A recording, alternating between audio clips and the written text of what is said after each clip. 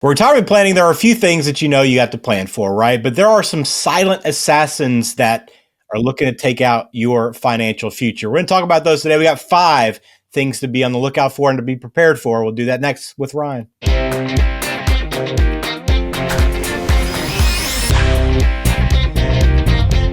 Welcome into Perfect Game Retirement. Glad to have you once again. I'm Ben George with Ryan Ledden. He is founder of Black Oak Asset Management. He is also a certified financial planner. Got a good show for you today, Ryan. I think about when I hear the word assassins, there's so many good shows and movies on now. That's the first thing I think of is some of these cool action movies that I've seen through the years.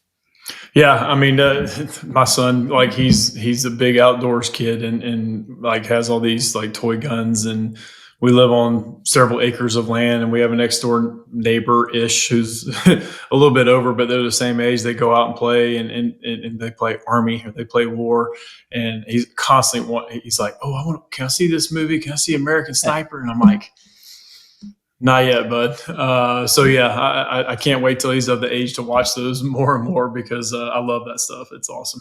Yeah, I think John Wick's one of the better ones in recent years, but there's so many out there. But today we're not talking about movies. We're talking about your financial future. And look, the thing about the assassins is, they're sneaky. You don't see them coming. And there are some of those things in retirement planning that can creep up on you and take you out if you aren't prepared. So I want to talk about some of these things. And then more importantly, what you can do to kind of put your guard up and to protect yourself from any of these. So let's start number one, Ryan, the one that is top of mind right now and kind of snuck up on us again. It always kind of does these market crashes, right? You know that the market's up and down, but these sharp declines, whether it be COVID from 5 years ago or now the tariff news, that uncertainty, things drop quickly. And that can really, if you're not prepared, again, put you in a bad spot. Yes, it's definitely the quick moves, whether up or down. But yeah, like you said, COVID, I mean, within a 6-week period, it was down 30 something percent. Obviously, we saw it most recently with the tariffs and may continue to see it with the tariffs. Who knows what this discussion is going on? It's going to be something. Just don't know what that headline is going to be. But yeah, the sharp movements that alerts people. Now it's the slow moves that kind of go up and down. Now, like 2022, that was a bad year for the market. And if you look at for the full year, I mean, everything was down. I mean, because interest rates shot up, bond prices go down. It's a seesaw, inverse relationship. So not only were the markets down, you have your fixed income, which are your quote unquote safer investments. They're going down too from a price standpoint. So it was a tough year, but it didn't seem like there was, it was just slow throughout the year of just decline. Yeah. Did it have its days where, yeah, it was bad, but it just, the full year, you have less questions. You kind of look up and go, oh my gosh, that was way down. Now, of course, 23 was good, and most of 24 was good as well. So it's those quick jumps that kind of rattle people and alert people. So stock market crashes, they're going to happen. It's just, how deep are they? How often are they? But they are going to happen because there's new events happening. There's new headlines. There's social media. There's clickbait. It's always going to happen. It's just sounds cliche, but you do have to stay the course and make sure your portfolio is allocated how it should, because we're going to have a crash on a daily basis or from a recession basis. I'm not calling or projecting a recession at all, but they're going to happen throughout our lives. And it's just, we got to be ready for those things. Yeah, we got to be ready. Inflation. I think you kind of always hear it's the silent killer of retirement, right? And I think it's one of those things that just kind of lives in the background. But in a year like a couple of years ago where it spikes up, all of a sudden that really starts eating into what you're spending every month and what you have kind of earmarked for certain expenses. Yeah, that happened quick too, from an interest rate standpoint, because I know rates more or less, don't quote me on this, but basically quadrupled that year ish, give or take. But yeah, it was eye opening because, before then, most people really didn't talk about inflation when we did the retirement plan. Some people would see something and go, oh, I don't need that much. You look 30 years down the line on our income plan. Well, I don't need that much income. I'm like, well, yeah, you do. I mean, that's just inflation. That's just a slow drip that we don't really realize. Now 2022 happens, and all of a sudden when they go up as much as they did, now it's an easy conversation to have. Do people still talk about it? Sure. Has it somewhat leveled off, if you will? Yeah. I mean, you see consumer report data come in and out, and for the most part, it's kind of held steady. Sometimes it goes down a little bit, sometimes it goes up. So it's kind of held point. It's still a discussion. It still needs to be talked about. It's not as top of mind for a lot of people, but again, Rule 72. If depending on what the interest rate is, that's how many years you take 72 and divide it by the inflation rate, and that's how often the money that you need from an income standpoint doubles. So obviously, like extreme example, if we're 8% inflation, well, every 9 years, the income that you need is going to have to double. Now, I don't think we're going to have 8% inflation forever. It happened briefly for a while, but now it's kind of come back down. So anyway, just being aware of that and knowing that you're going to need more income, it's going to happen. All right, we're talking about those retirement assassins, the silent killers here, and nursing home or that assisted living expense. It's one that a lot of people just don't expect to have to pay for, but when it does come, and if it does come, it comes with a huge price tag. It does. And most people having a conversation about this makes people really uncomfortable, or they want to talk about it because they have a firsthand experience with it, taking care of a parent maybe, or seeing how much the cost is. Those are easy conversations to have. But you do need to factor it in. There's going to be probably some sort of care that's going to have to be an expense. And I was just down in Clearwater during spring break visiting my 97-year-old grandmother who lives she's independent at 97. But she lives in a facility that she goes downstairs and gets 3 meals a day, and she lives in a place that she could progress to an assisted living or full care.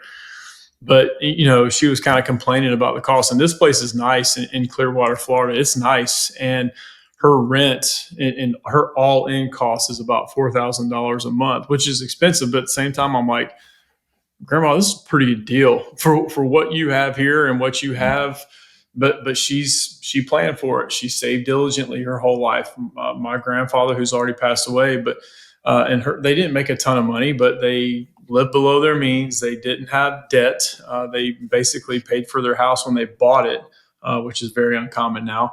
So they just lived below their means and they saved. And now she's got plenty of money. She's 97 years old and will not run out. Even if she lives past 100, she's going to be fine. But having these discussions, you got to have it with people. Again, easier to have it if they have an experience versus someone who has no experience with it. They just they kind of cringe at it, but it needs to be discussed. Yep, it's got to be discussed for sure. It's part of that process of Black Oak Asset Management. So if you haven't begun talking about that and these things we're talking about today, go to speakwithryan.com. You can schedule a time to meet with him right there from his calendar. All right, tax rates. We don't know what they're going to be in the future.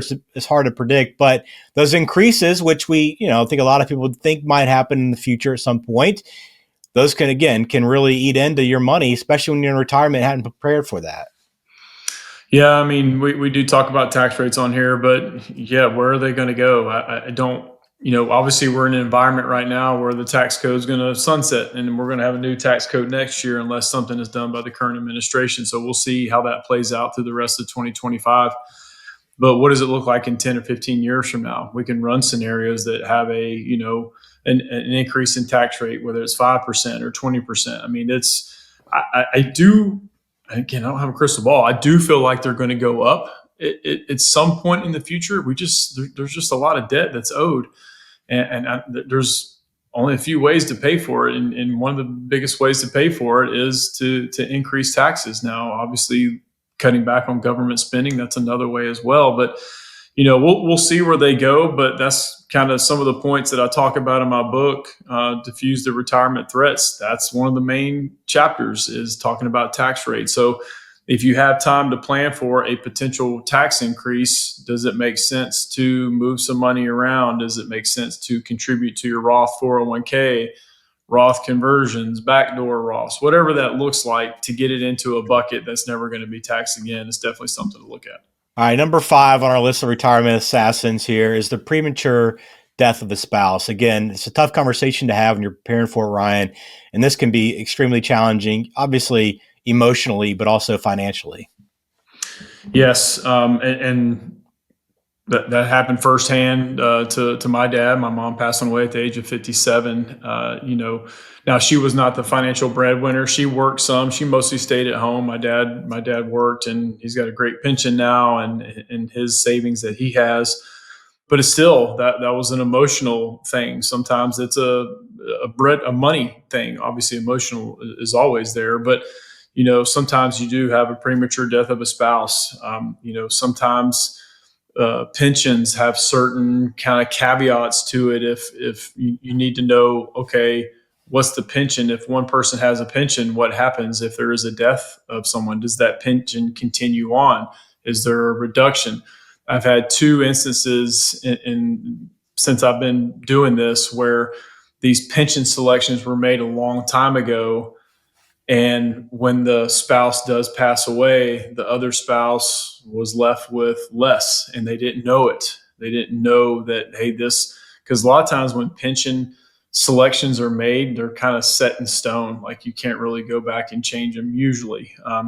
And that's what happened to one of my clients who the husband retired 15 something years ago. Well, he had a great pension. Well, he passes away and it gets cut in half.